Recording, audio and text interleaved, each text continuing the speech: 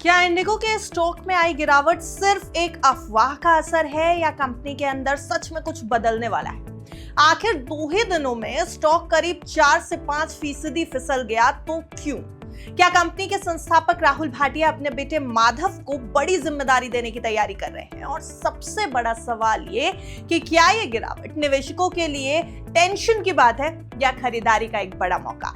चलिए इन सभी सवालों के जवाब इस वीडियो में समझने की कोशिश करते हैं, लेकिन सबसे पहले जो कुछ भी इंडिगो को लेकर के सामने आई है खबरें वो आपको बता देते हैं। शुरुआत 22 जुलाई से करेंगे क्योंकि स्टॉक बुरी तरह इस दिन फिसला था। तो देखिए 22 जुलाई 2026 को इंटरग्लोब एविएशन यानी इंडिगो की पेरेंट कंपनी का स्टॉक एनएसई पर 5,305 रुपए के पिछले क्लोजिंग लेवल पर खुला और कारोबार के दौरान ये 5,126 रुपए तक पहुंच गया। यानी शेयर में 3.37% तक की गिरावट देखने को मिली थी, यानी लगभग 3.5% से ज्यादा। अब 22 जुलाई को ही दिन की ट्रेडिंग के दौरान ये 5,107 रुपए तक भी फिसला और क्लोजिंग के समय की अगर हम बात करें तो ये 5,173 रुपए पर क्लोज हुआ था। अब बात करिए 23 जुलाई की यानी आज की। तो सुबह ट्रेडिंग के 1 घंटे के अंदर अंदर शेयर 5,083 से 5,090 रुपए के बीच कारोबार करता दिखा, यानी पिछले दिन के मुकाबले इसमें करीब 1.5 से ज्यादा फीसदी की गिरावट हुई, लगभग 2% के आसपास की और कमजोरी भी दिखाई दी। मतलब सिर्फ 2 दिनों में स्टॉक लगभग 4 से 5% तक टूट चुका है। अब सवाल ये कि आखिर ऐसा क्यों हो रहा है? इसके पीछे की सबसे बड़ी वजह दरअसल मीडिया रिपोर्ट्स हैं। खबरों में यह कहा जा रहा है कि इंडिगो के को-फाउंडर राहुल भाटिया अपने बेटे माधव भाटिया को आने वाले समय में एक बड़ी जिम्मेदारी देने की तैयारी कर रहे हैं। इकोनॉमिक टाइम्स के रिपोर्ट के मुताबिक पिछले कुछ महीनों में माधव भाटिया इंडिगो की एग्जीक्यूटिव कमेटी की बैठकों में हिस्सा ले रहे हैं और कंपनी के सीनियर ऑफिशियल्स उन्हें एयरलाइन बिजनेस की बारीकियां भी समझा रहे हैं। हालांकि यहाँ एक बात बहुत जरूरी है जो आपको नोटिस करनी चाहिए कि कंपनी की तरफ से अभी तक किसी भी नई जिम्मेदारी या फिर पोजीशन को लेकर कोई भी ऑफिशियल ऐलान नहीं किया गया है। अब ये खबर ऐसे समय में आई जब इंडिगो पहले से ही मैनेजमेंट में बदलाव के दौर से गुजर रही है। मौजूदा सीईओ पीटर एल्बर्स मार्च में इस्तीफा दे चुके हैं और अगले महीने विली वॉल्श के नए सीईओ बनने की चर्चा है।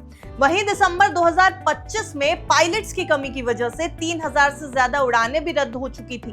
उस दौरान राहुल भाटिया ने अंतरिम तौर पर ज्यादा एक्टिवली भूमिका यहां पर निभाई थी, ये भी लोग डिस्कस कर रहे हैं।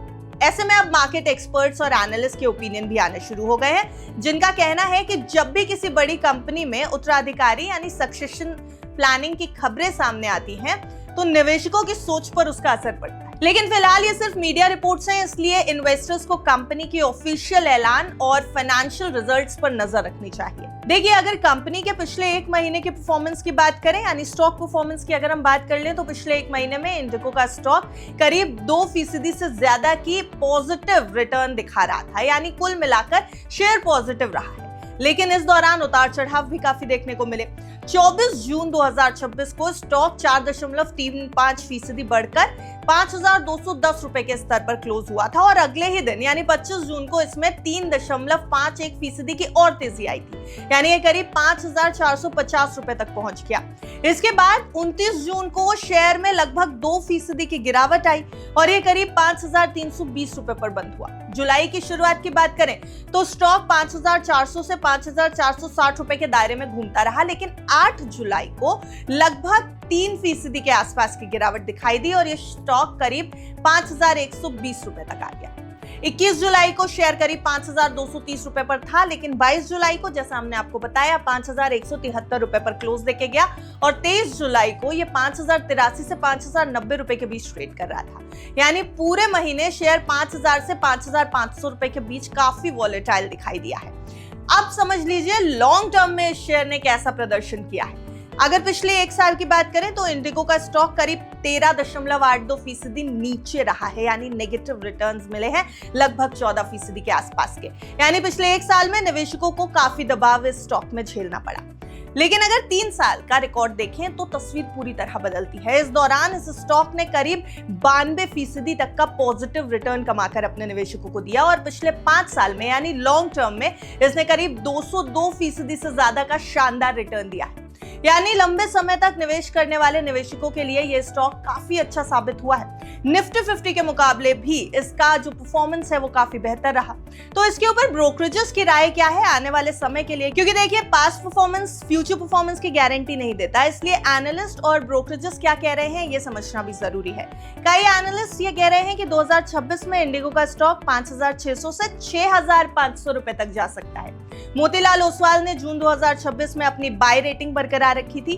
करीब 28% तक का अपसाइड मोतीलाल ओसवाल की तरफ से आया था। ट्रेडिंग व्यू के एनालिस्ट कॉन्सेंसस के मुताबिक अगले एक साल का एवरेज टारगेट 6,251 रुपए है और सबसे ऊंचा टारगेट 7,256 रुपए का है, जबकि सबसे कम अनुमान यानी कि जहां पर आपको सबसे कम टारगेट देखने को मिलेगा वो है 3,030 रुपए का। अब सबसे इंपॉर्टेंट सवाल कि इन्वेस्टर्स को इस स्टॉक को लेकर के करना क्या चाहिए। सबसे पहले तो ये समझिए कि हाल की गिरावट किसी कमजोर तिमाही नतीजे की वजह से नहीं आई है, यानी क्वार्टरली रिजल्ट से नहीं आई है, बल्कि सक्सेशन प्लानिंग से जुड़ी मीडिया रिपोर्ट्स के बाद आई है। अभी तक इन रिपोर्ट्स पर कंपनी की तरफ से भी कोई भी ऑफिशियल बयान नहीं आया। दूसरी बात, इंडिगो आज भी भारत की सबसे बड़ी एयरलाइन है। कंपनी लगातार अपने फ्लाइट्स, नेटवर्क्स और फ्लीट का एक्सपेंशन कर रही है, जो लंबे समय के लिए एक मजबूत इंडिकेटर माने जाते हैं। लेकिन शॉर्ट टर्म में सीईओ के बदलने की जो चर्चा है, ऑपरेशनल चुनौतियां हैं और ऐसी खबरें स्टॉक में लगातार उतार चढ़ाव ला रही हैं, यानी स्टॉक वॉलेटाइल न्यूज रिपोर्ट्स के ऊपर है।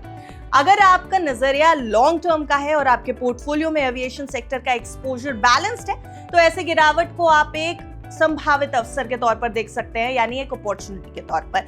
लेकिन कोई भी बाइंग करने से पहले अपनी रिसर्च जरूर कर लीजिएगा। फिलहाल पूरी कहानी यही है कि इंडिगो के स्टॉक पर प्रेशर है। 2 दिनों में शेयर करीब 4 से 5% तक फिसल चुका है। अब आगे का डायरेक्शन काफी हद तक कंपनी के ऑफिशियल ऐलान पर और आने वाले क्वार्टरली रिजल्ट्स पर डिपेंड करेगा, इसलिए स्टॉक लेने से पहले फाइनेंशियल एडवाइजर की राय जरूर ले लीजिएगा। Subscribe to One India and never miss an update. Download the One India app now.